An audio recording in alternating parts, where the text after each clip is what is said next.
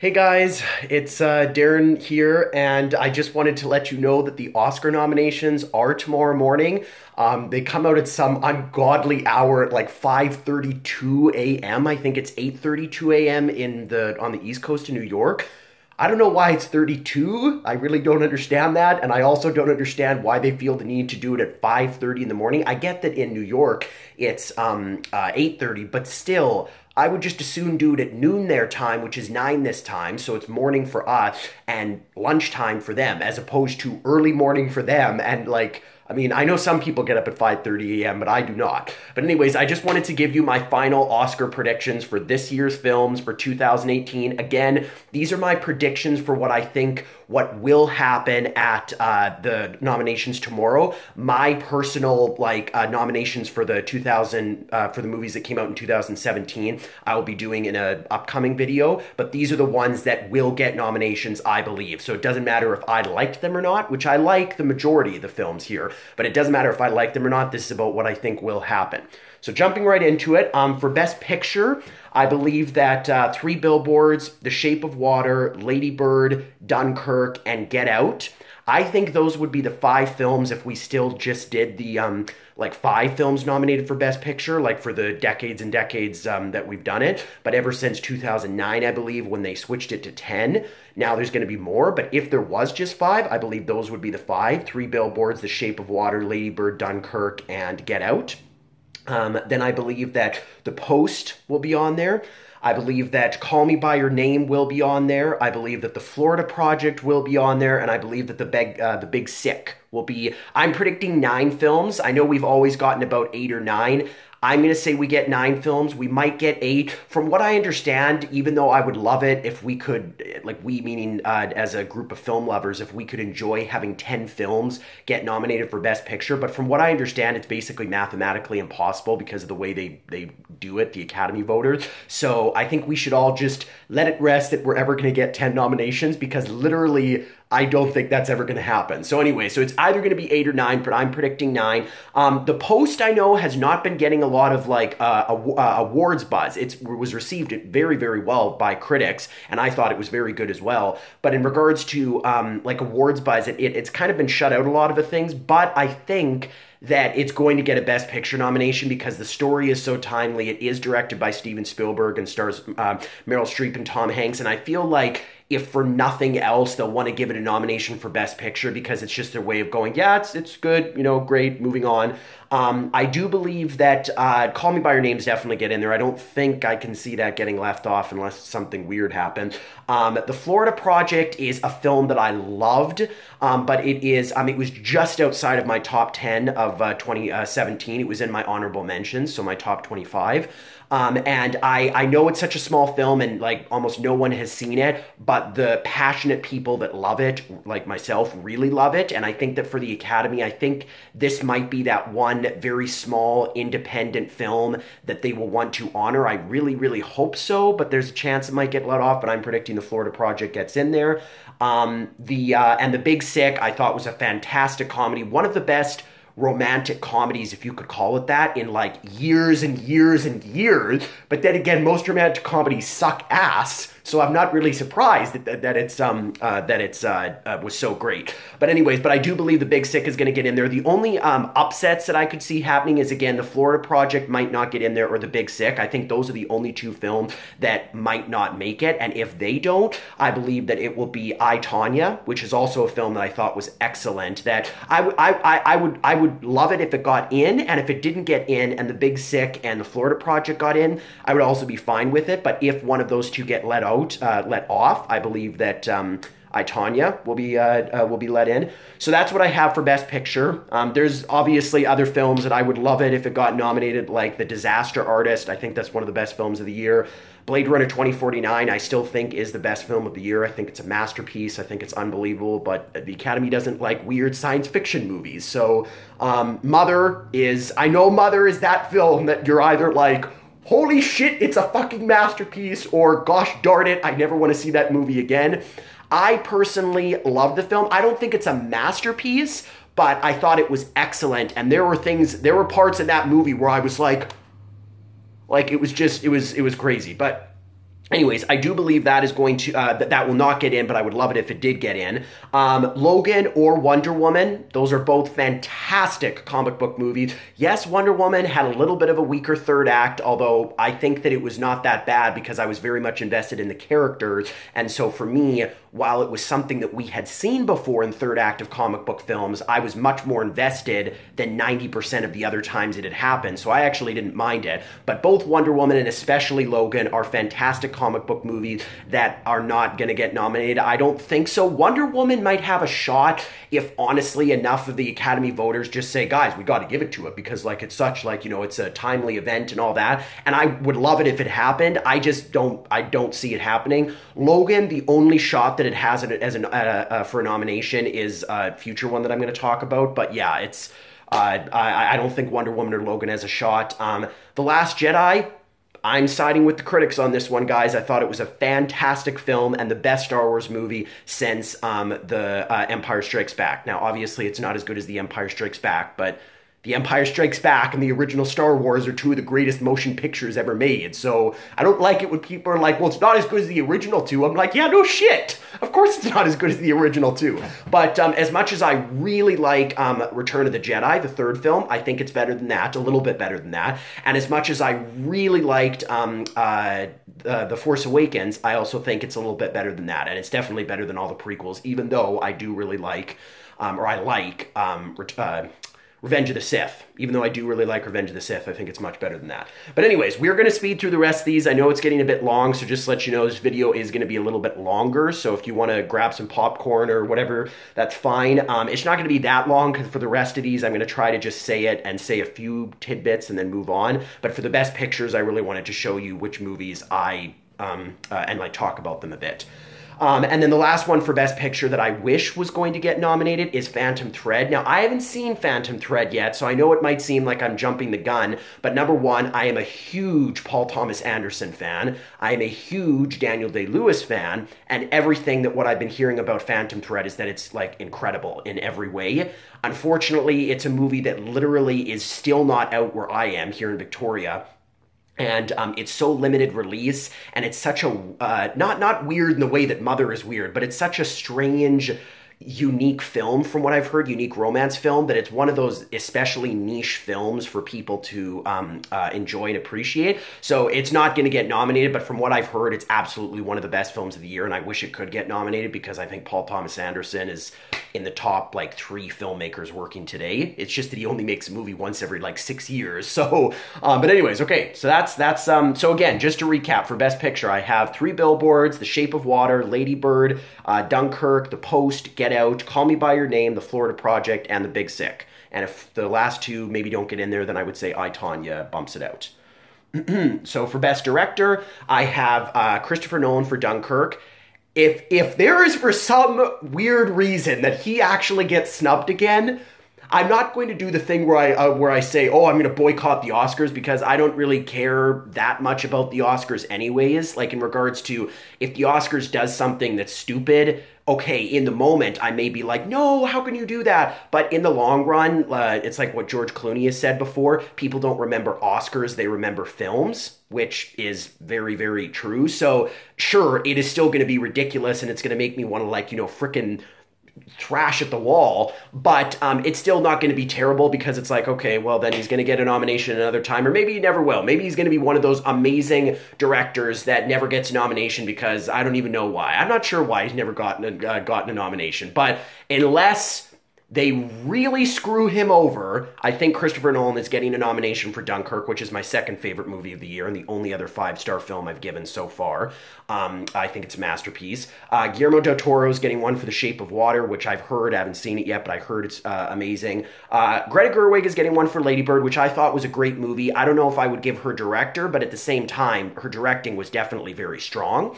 Martin McDonough, I believe it is, for 3 Billboards Outside Ebbing, Missouri. I don't really think they should have made that long of a title. I think they just should have called it 3 Billboards. Like, to me, that's almost what I hear everyone calling it, and so I almost feel like it should just be called that from now on. Just call it 3 Billboards. You don't have to add Outside Ebbing, Missouri. I'm wondering what the marketing team was behind that, or whoever it is that decides the titles to films, that said, what do you want to call this film?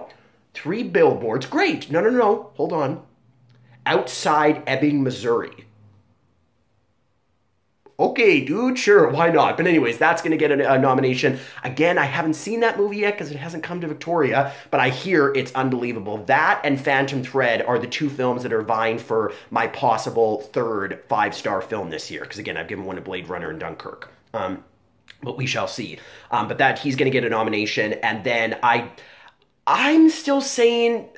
I'm still gonna say Steven Spielberg for the Post, but honestly, I actually have a feeling it might be Jordan Peele for Get Out, which I wouldn't really because honestly, even though I thought the Post was very good and Steven Spielberg did obviously he's Steven effing Spielberg, he did a fantastic job. It wasn't something that at the same time I'm having that sense of if he doesn't get nominated, damn the Academy. Like if he got nominated, that would be great, but if he didn't, I think I would more be like, okay, fine. So you know what? No, I'm gonna say Jordan Peele for Get Out has it. So again, Christopher Nolan, Dunkirk, Guillermo del Toro, Shape of Water, Greta Gerwig, Lady Bird, Martin McDonagh, Three Billboards, and Jordan Peele for Get Out. Those are going to be the five. And if one does miss, it's going to be Jordan Peele, and they're going to give it to Steven Spielberg. I've heard some people saying that, I think that Greta Gerwig would miss out.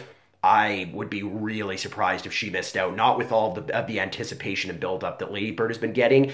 And then I've heard other people say Christopher Nolan, which I get because he's never had a nomination before, that there might be a sense of, he's not going to get a nomination again. They're going to screw him over. I get that. However, I just don't think it's going to happen this year. I think this is the year that Christopher Nolan gets it, but we'll see. But I think those five are a pretty done deal, except for maybe the chance that Jordan Peele's knocked out and Steven Spielberg is in. I would love it if Denis Villeneuve for Blade Runner 2049 got in. I thought he was unfucking believable with his direction. Paul Thomas Anderson for Phantom Thread. Again, I haven't seen it yet, but from what I've heard, that as usual, that movie is directed like perfectly, which is not surprising because it's Paul Thomas Anderson. Edgar Wright for Baby Driver, like.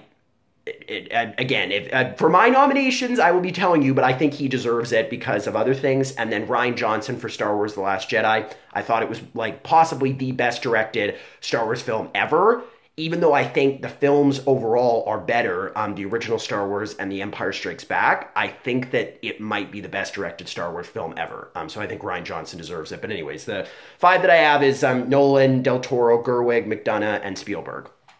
Moving on. Best Actor, we have Gary Oldman for Darkest Hour, Daniel Day-Lewis for Phantom Thread, Timothée Chalamet for Call Me By Your Name, James Franco for The Disaster Artist, and Daniel Kaluuya for Get Out. Gary Oldman is going to win this. I'll talk more about this when I do my predictions for who I think is going to win, but I would be very shocked if he didn't win at this point. If he doesn't win, for some weird, odd reason, a lot of people are saying Timothée Chalamet will win. I have a feeling it would be Daniel Day-Lewis because this is supposedly his last role, and the idea that they could make him tie with Katharine Hepburn and get his fourth Oscar, I think would be really tempting for the Academy to do. Again, I don't think it's going to happen. I think they're going to give it to Gary Oldman, but I don't know. We'll see. And those are the five. I'm not going to mention the people that I would like to get nominated because, again, I'm going to do that for another video. Best Actress, we have Margot Robbie for I, Tonya, Frances McDormand, Three Billboards Outside Ebbing, Missouri, Sally Hawkins, Shape of Water, Meryl Streep, The Post, and Saoirse Ronan for Lady Bird. Or technically, for Irish, it's Saoirse Ronan. Sorry, I'm just saying that whenever people have said like, oh, hey, Saoirse, she's like, well, yeah, you can say Saoirse, but it's supposed to be Saoirse. But anyways, Saoirse Ronan for Lady Bird. Those are the five. I'm very, very confident that those are going to be the five. The only one that might sneak in is Jessica Chastain for Molly's Game, who I thought was fantastic in Molly's Game. I mean, she's always great, but I feel like this is the first film she's gotten since possibly Zero Dark 30. Well, no, I guess also, what's that one, directed by J.C. Chandler? Why can't I think of the name? Anyways, A Most Violent Year, that's the one, A Most Violent Year. I thought that actually that was a great film as well, but in regards to her leading a film, this is the first film I think that's like close to being worthy of her talents. I thought Molly's Game was basically great, and I thought she was fantastic, and she's the only one that might sneak in there, but I don't see it happening. And for once, I'm actually very happy that Meryl Streep is going to be on this list because I just saw the post last night, and Meryl Streep, yes. Good job. You reminded me why you're one of the best, Meryl. Great. I'm going to be happy that you get a nomination, finally, as opposed to normally when they're like, and the next person to receive a nomination is Meryl Streep. And I'm like, oh my gosh. Yes, we get it. She's Meryl Streep. But this time I'm not going to do that. I'm going to be clapping along. So anyways, those are the 5. Now for Best Supporting Actor, we have Willem Dafoe for The Florida Project, Sam Rockwell for 3 Billboards, Armie Hammer for Call Me By Your Name, Richard Jenkins for The Shape of Water, Christopher Plummer for All the Money in the World, and that is it. There is a chance that Woody Harrelson or Michael Stuhlbarg for Call Me By Your Name get on here. Basically, I think that whoever is the front runner for picture will get the second nomination because Richard Jenkins is definitely getting in there for The Shape of Water. And if Michael Stuhlbarg also gets in for The Shape of Water and there's 2 nominations for Best Supporting Actor within one film, I think that means that that film is going to be the one to more than likely win Best Picture. So if instead of Christopher Plummer, if Michael Stuhlbarg gets in there, I think you're looking at The Shape of Water as your Best Picture winner. And if Woody Harrelson gets in there for 3 Billboards Outside Ebbing, Missouri, meaning both him and Sam Rockwell from that movie are nominated, then I think that shows that 3 Billboards is going to be nominated. But I'm going to go with Christopher Plummer simply because of all the whole Time's Up and Me Too movements that are happening right now, which are fantastic. I'm so happy that this is all happening for women, and it's great. But because that's all happening right now, again, if you're talking about the time right now, I think it's really great for them to nominate someone that, number one, from what I've heard, gives a great performance, but number 2, it just is saying, hey, we don't stand by these sexual harassment things that have been happening. But if Christopher Plummer does get knocked out, it'll be either Michael Stuhlbarg or Woody Harrelson. But I'm going to still go with Christopher Plummer, but that might be, I don't know about that. That might be wrong. Best Supporting Actress, we have Allison Janney, oh my goodness, I don't remember her name now. Allison Janney for I, Tonya. We have Laurie Metcalf for Lady Bird. We have Mary J. Blige for Mudbound. We have Holly Hunter for The Big Sick. And I'm still going to say Leslie Manville for Phantom Thread. I feel like this one, the last one, is really iffy because some are saying Hong Chow for Downsizing, who apparently is really good in a very mediocre movie, so I guess she could get it. And a lot of other people are saying Octavia Spencer for The Shape of Water. If Octavia Spencer gets it for The Shape of Water and Michael Stuhlbarg and Richard Jenkins for The Shape of Water, that is a big red flag saying The Shape of Water is winning Best Picture. I'm going to say Leslie Manville because from what I've heard, she's fantastic in Phantom Thread, and I feel like she's the outside shot, and I would rather see her get it than Octavia Spencer because I haven't seen the movie yet, so I guess I might be surprised, but I feel like Leslie Manville deserves it this year because she's just, from what I've heard, that's what I'm going to go with, but again, Leslie Manville could get bumped out for Octavia Spencer, we'll see. Best Original Screenplay, I have Martin McDonagh for 3 Billboards Outside Ebbing, Missouri, Greta Gerwig for Lady Bird, Jordan Peele for Get Out, Liz Hannah and Josh Singer for The Post, and Guillermo del Toro, what am I saying, for The Shape of Water. I've heard that The Post actually now doesn't have as much of a shot of getting it. I don't know exactly who I would replace it with. I'd love it if The Florida Project got a nomination. That would be amazing. But unfortunately, I don't see it happening. So I would say that the 4 that are on there for sure, 3 Billboards, Lady Bird, Get Out, and The Shape of Water. The Post might not be on there because, again, I've heard that it's not really doing very well for awards buzz. So that would be the one that I might be off with, but I'm going to go with The Post for now. Okay, so for Adapted Screenplay, we have James Ivory for Call Me By Your Name, Dee Rees and Virgil Williams for Mudbound, Aaron Sorkin for Molly's Game. Please, Academy, don't snub him like you did with the last film he did, Steve Jobs. Okay, just please don't. Scott, I don't know how to say these guys' last names. Scott Neustadter and Michael H. Weber, the Disaster Artist. And I'm going to say right now, Jack Thorne, Steve Conrad, and Stephen Chbosky, I think, for Wonder. But this is the one that if Wonder doesn't get in, Logan, I believe, will get the nomination. I think this is the one that Logan might sneak in there and get it.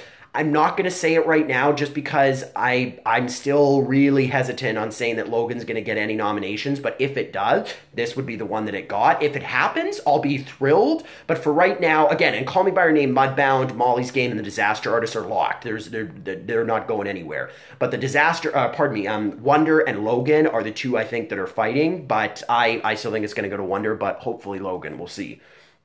Okay, best animated feature. We have Coco, the Lego Batman movie, and The Breadwinner. And that's all there should be. There should not be any more because it is this was not a good year for animation. This is one of the worst years for animation that I've seen in a long time. Animation is my favorite genre in film. I adore it, and I know a lot about it, so let me just say that. And look, Coco was very good. I would give it 4 stars out of 5. The Lego Movie, very good. I would give it 4 stars out of 5. The Breadwinner, I haven't seen, but I'm guessing it would be probably a 3.5 or a 4-star film. But the fact that we're nominating animated movies for best animated film of the year that are really good and aren't great or amazing or masterpieces is a little bit disappointing to me. Again, Coco and the Lego Movie, and from what I've heard, Breadwinner are all very, very good films. It's just that, again, when I'm thinking about the Oscars, I don't think about movies that are very good. I think about the movies that are great or amazing or even masterpieces. So, but unfortunately, there's going to be more than those 3, and the other 2 that I'm predicting is Ferdinand and Loving Vincent.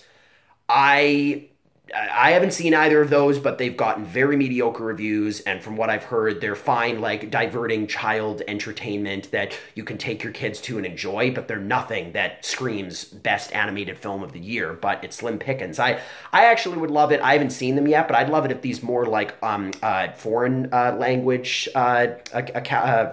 films got nominated, like The Girl Without Hands, or In This Corner of the World, or A Silent Voice. I would love it if one of those 3 films got in. And A Silent Voice, I think, has a shot, but a very outside shot. But I think it's going to be Coco, Lego Movie, Lego Batman Movie, Breadwinner, Loving Vincent, and Ferdinand. And really, 3 of those movies are very good, but I still don't think deserve to be on that list. And 2 of them definitely don't deserve to be on that list. So really, I just don't think we should have a best animated feature this year. Just don't do it. Just say, there wasn't enough good ones, guys. Sorry, we have to leave them off. But anyways, okay, for best foreign language film, I have Foxtrot from Israel, I have Loveless from Russia, I have A Fantastic Woman from Chile, I have In the Fade from Germany, and I have The Square from Sweden.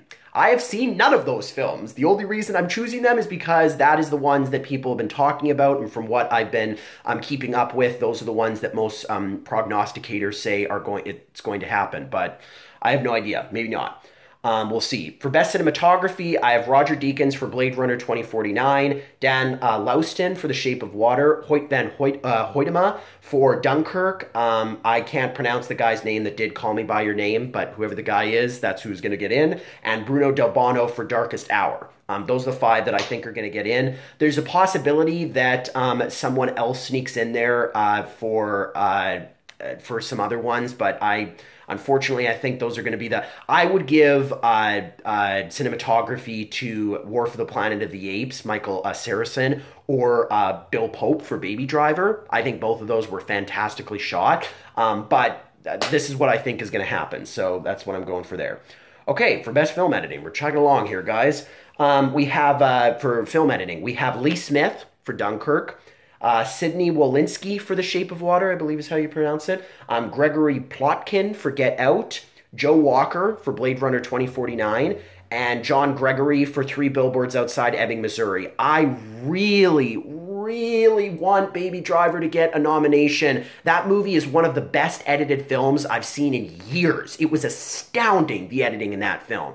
Unfortunately, it's a genre movie that a lot of Academy members are going to be like, no, it's not worthy of this award because it's an action movie and it's not about World War II and about it's just like that's what they're going to do, unfortunately. So if one of them doesn't get in, again, Dunkirk, Shape of Water, Get Out, and Blade Runner 2049 are, I'm pretty sure, locked in there. If Baby Driver gets in, I think it would take over 3 Billboards Outside Ebbing, Missouri.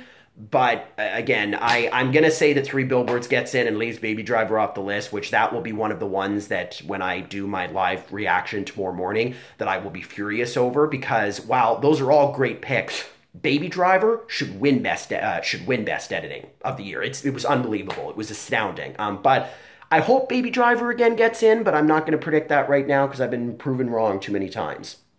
Okay, Best Production Design, or as it was called for a long time, Best Art Direction, but now it's called Best Production Design. We have The Shape of Water, Blade Runner 2049, Dunkirk, Beauty and the Beast, and Darkest Hour. I don't think Phantom Thread is unfortunately going to get on there anymore because I think Darkest Hour is more Academy friendly. And again, I thought Darkest Hour was good, and I might even say it was really good. It's just that, again, I haven't seen Phantom Thread yet, so I can't really judge. But from what I've heard about Phantom Thread, that movie is just on another level.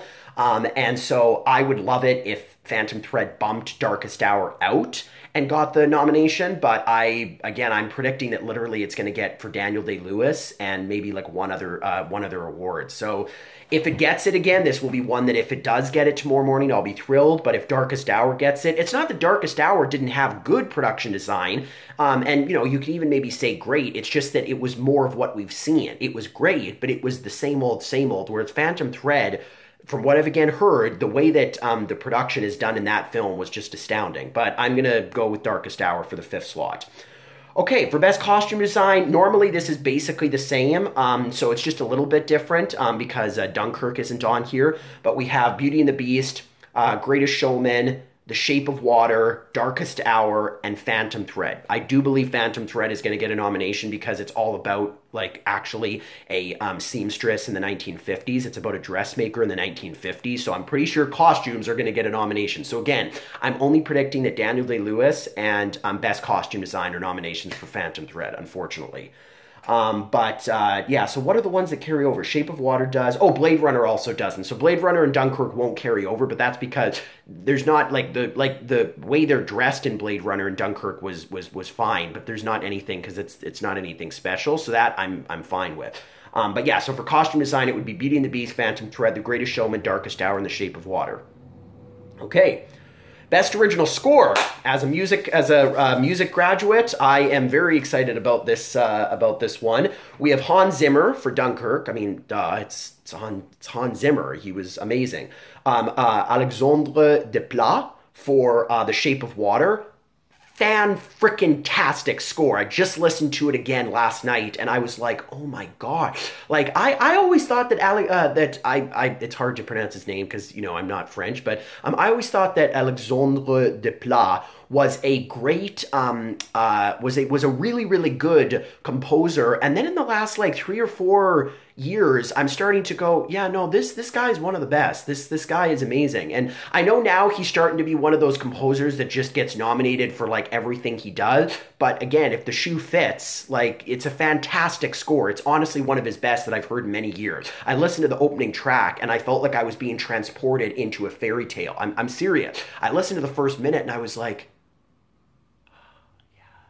literally, it was ridiculous. But anyway, so he's getting on there. Johnny Greenwood is getting on there for Phantom Thread. Okay, so sorry. So I guess I have 3 then. Sorry about that. Johnny Greenwood is getting on for Phantom Thread because everyone is talking about the fact that Johnny Greenwood's score is unbelievable. I haven't been able to listen to it yet because I can't find it anywhere. I can't find it on Google Play. I can't find it on iTunes. I can't find it on Spotify. I can't find it anywhere. So I don't understand where you're supposed to listen to it. Maybe if some of you know there, you can tell me. But anyways, but Johnny Greenwood is getting one for Phantom Thread because that's what everyone's talking about. I do believe that John Williams is going to get one for The Post or Star Wars. I think it'll probably be The Post, but I think he's going to get in there. I would be very surprised if they don't nominate John Williams for a score in a year where he composes. And I think The Last Jedi is an unbelievable score, and I think The Post is really, really good. I would prefer to do it to give it to him in The Last Jedi, but I can understand that The Post is more Academy friendly, and it is a basically great score. Again, it's John Williams. He's the greatest film composer that has ever or will ever live. There will never be another one like him. And then for the 5th one, I'm going to go Dario Marianelli for Darkest Hour. I think there is a chance that Carter Burwell for Three Billboards Outside Ebbing, Missouri, or Benjamin Wallfish and Hans Zimmer for Blade Runner 2049 bump out John Williams. I wouldn't actually really mind that, only because while John Williams is John Williams and the score was great, Benjamin Wallfish and Hans Zimmer's Blade Runner 2049 score is maybe still my favorite score of the year. I thought it was astounding, but I don't think it's going to happen, but we'll see. So those are the ones for Best Original Score. Okay, almost done here, guys. For Best Original Song, we have Remember Me from Coco. We have Evermore from Beauty and the Beast. We have This Is Me from The Greatest Showman. We have The Mystery of Love from Call Me By Your Name. And we have Stand Up for Something from Marshall. Remember Me is a great song from Coco. Again, I thought that movie was a very good animated movie, but it's a great song. Evermore from Beauty and the Beast was fantastic, and it was probably the best moment in the whole film because Dan Stevens' voice was probably, other than maybe Audra McDonald, the opera singer who played the wardrobe, other than her, I would say he was the best singer in the movie too. Not that the rest of them did fine jobs, but in regards to like ones that stood out to me, when Dan Stevens sang Evermore, I was like, whoa, that was crazy good. But anyways, so I would say Evermore deserves it. This Is Me, The Greatest Showman. Again, I thought The Greatest Showman was actually pretty good. The narrative was not right and was very glossy and Hollywoodized. You could tell that. But the musical numbers, specifically This Is Me, was, I thought, great. So I think it deserves it. The Mystery of Love from Call Me By Your Name. I haven't seen that movie yet, but I've listened to the song by Sufjan Stevens. Oh, mwah. God bless you, sir. Yes. And Stand Up for Something from Marshall. Haven't seen the movie, haven't heard the song, but that's what I'm hearing. So I'm going to go with those ones. Okay. For Best Visual Effects. Well, what do you think is going to get Best Visual Effects? Star Wars, maybe? Yeah, of course. Star Wars The Last Jedi, War for the Planet of the Apes, which should win. War for the Planet of the Apes should win because once again, I was looking during that movie and I was like, these apes aren't real. How? These apes are real, right? No, they're not. No, they're not. They're CG. What? Like, it was just astounding. It was ridiculous. But anyway, Star Wars The Last Jedi, War for the Planet of the Apes, Blade Runner 2049, don't get me wrong. The visual effects in that movie were phenomenal. I just think that it does hinge on, actually, I was going to say it doesn't hinge on it as much as War for the Planet of the Apes because literally the apes are the characters. But at the same time, Blade Runner 2049 hinges on the world of Los Angeles and San Diego in 2049. So honestly, I would actually say if either of those won, I'd be fine. If War took it, awesome. And if Blade Runner took it, great. But anyways, that's the third one. Fourth one is Dunkirk. Again, amazing. And Shape of Water. And I really think those are going to be the five. I hope there's not a surprise and like Blade Runner gets, left off or something. The only one I can see is maybe Alien Covenant or Valerian as outside shots. And both of those did. Look, credit where credit's due. If you hated Valerian, I thought it was all right. I didn't think it was great and I didn't think it was awful. I thought it was fine. But even if you did hate it, you can't deny that those, like whatever it was, $220 million went into the visuals. The visuals in that movie were stunning. And Alien Covenant as well. I actually really liked Alien Covenant. I know a lot of people hate that movie and think it's awful, but I actually really liked Alien Covenant. But again, even if you hated the movie, you can't